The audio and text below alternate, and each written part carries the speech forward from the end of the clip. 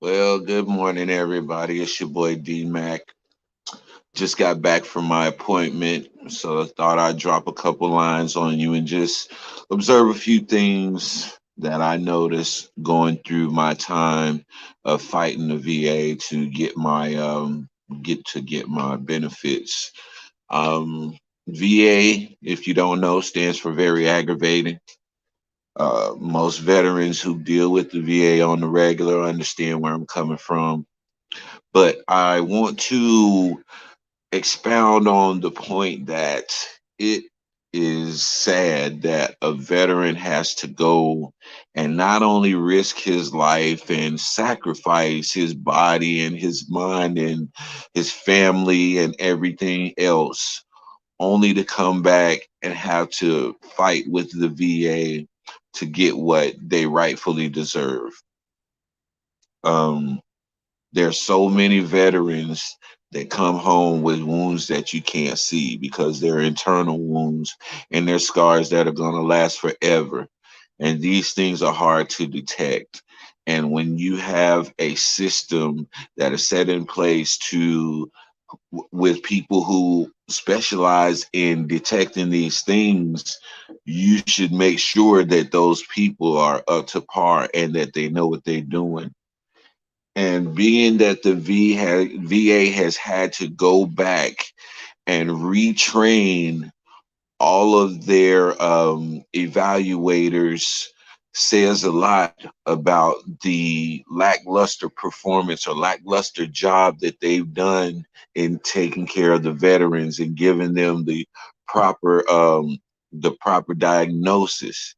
So let's backtrack a little bit, because for the longest time the VA had people who did not know how to properly diagnose our issues. And this has been withholding income, this has been withholding treatment, and all types of things. There were things that they could have gotten in front of if they were properly trained to do the job in the first place and properly diagnose people. I went through a situation when I was in a residential program for the VA where we had people who were not licensed and not authorized to make a diagnosis. They were diagnosing patients in this residential place. And so we had to basically come up with our own union in the moment to address this issue and make sure that we have adequate care and we have people who know how to diagnose our issues so that we can get the proper treatment, not just a payday, because we're not there just looking for a payday. So now you say you have the VA who claim that they went and they've had all of these people retrained to be able to properly diagnose the veterans who are coming to them with these issues that need to be dealt with. But let's go back into history a little bit, because I recall there being one of Donald Trump's friends from Mar-a-Lago who was placed over the VA, who had absolutely no idea what to do whatsoever. For this whole period of time during the Trump administration, we had incompetence running our veteran system. And so many veterans fell through the cracks. Many veterans died. Many veterans have lost funding. Many veterans have been put in a bad situation because of this action by a president who never cared about veterans, because he's a spineless, gutless coward who claimed to have had bone spurs so to get out of going to war. So we've had to deal with this. And now what's been put in place of that poor excuse of a person over the VA that they had from Mar-a-Lago? Who was put in to replace that, and what's been done to get the VA system back up to par? Nobody said anything about that. Everybody's been hush mouth about that. So I asked the question, why is it that we as veterans have to go overseas, fight against the enemy unknown, and then come back here and fight against the enemy that is known to us. The same people that we were fighting to protect, the same people that we were fighting to for their freedoms and for their liberties to be able to go out and work these jobs and be able to make the money that they make and go out and experience the life that they experience. We fought for that. We died for that. We sacrificed our lives and our families and our mental stability for that. And these are the same people who will sit there and jip us out of our money, the same people who will sit there and jip us out of the proper treatment that we need. And they don't seem to have a problem with it. Neither does this country. Until we flip out and we start killing people, God forbid, and I don't want nothing like this to happen, but this is happening with veterans because they're not getting the proper treatment, because a lot of these evaluation services do not know how to properly diagnose what is going on with that veteran. They don't know the codes. They don't know the proper code to put in for a sinusitis. They don't know the proper codes to put in for lower chronic lower back pain. They don't know the codes to put in for this or that.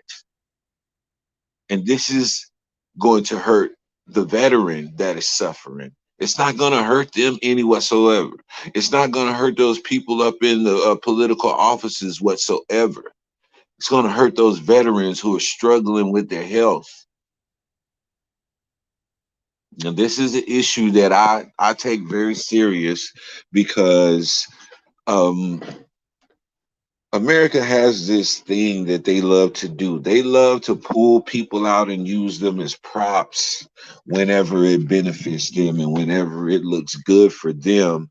They will pull out all of the veterans and they'll put you up in your uniform and get all your medals and decorations on the front and have you out there just looking so noble. And then when they're done with you and they're done saying, hey, look at my veteran, see how good he looks, see how well we take care of our veterans. And then they'll take you and they'll slide you back in the corner somewhere out of the way and, hope for the best. This is what our country has always done with veterans, with our older people. We act as though we reverence them and we love them and things like that. But in all actuality, we only use our veterans and our elderly whenever it makes a good visual for us. Oh, look how we take care of our veterans. Oh, look how we take care of our old people. But in actuality, they are not taking care of us at all. And we're not asking for handouts. We're asking for what we put into this country. That is very reasonable for us to ask for. And it shouldn't be an issue for us to get our request. That's the least that you should do for the veterans of this country.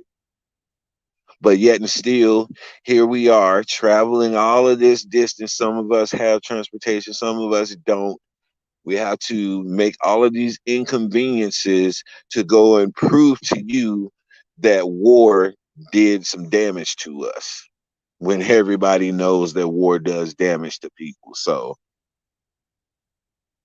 now I pretty much understand the VA system because I've been dealing with them since 2012 and I've learned a lot all the way to the point to where I could probably be an advocate for other veterans, but my temper won't allow that. So I just give people the information that I have and I just guide them because I know for a fact, excuse me, y'all,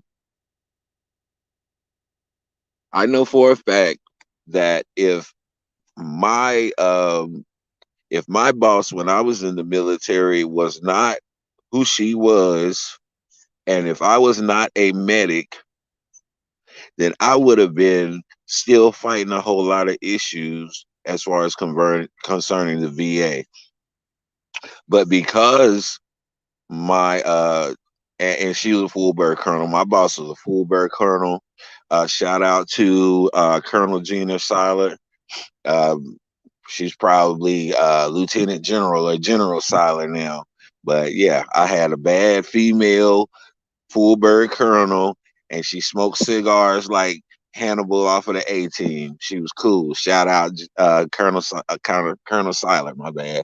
But yeah, and she made sure all of us in the medical section, when we went down range, had a paper trail of everything that we were dealing with down there. No matter if it was just a stub toe or a headache, she made us go and get documentation. And when we got ready to leave Iraq, we had a full paper trail of everything that we had been through medically. And so when we came home and we filed our claims, it wasn't as difficult as it was for other people who didn't have that type of guidance. And so the guidance that she gave me and helped me with, I pass along to other veterans so that it can make their transition easier and they won't have to struggle as much with the VA, because this is what they'll do. They'll say that they need some information from you, but they have all of your medical documentation right in their VA computer system.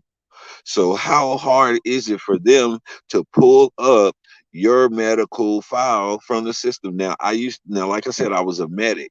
I was also the medical remediation officer. What a medical remediation officer does, he makes sure that every soldier is fit for duty to deploy.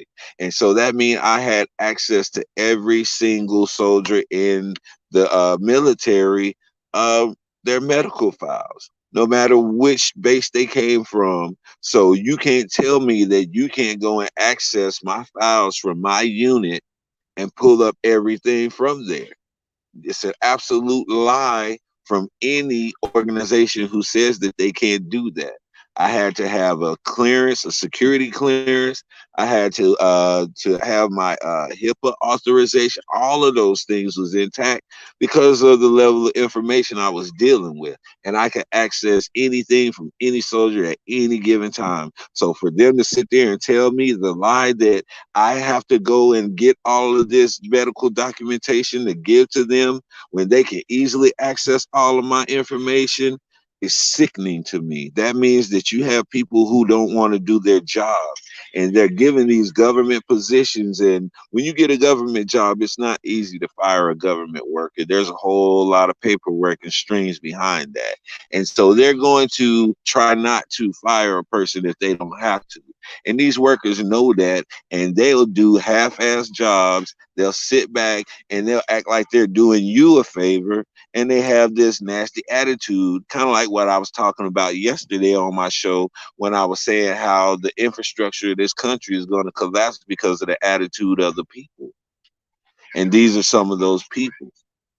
So I say we have to get on top of this, and we have to apply more pressure to the VA, because like I said before, we don't know who's over the VA now. Last I heard, it was one of Trump's flunkies from Mar-a-Lago, and he had no idea what he was doing. I don't know who his replacement was, if there's been a replacement or anything of that nature. And so we need to get on top of this. I'm talking to my veterans now. Y'all civilians, whatever, y'all don't care, because this don't affect y'all unless you have a veteran in your family. But I'm talking to the veterans right now. We need to put pressure on the VA. We need to keep applying pressure and not let up until we get what we deserve. Not only us, but for those that come behind us. So it won't be so hard for them to get what they deserve after what they've done for this country. But that's all I really have to say on that, man. This is your boy D-Mac. Y'all know what I say. Sticks and stones can break your bones, but the word can always heal you. I'm out.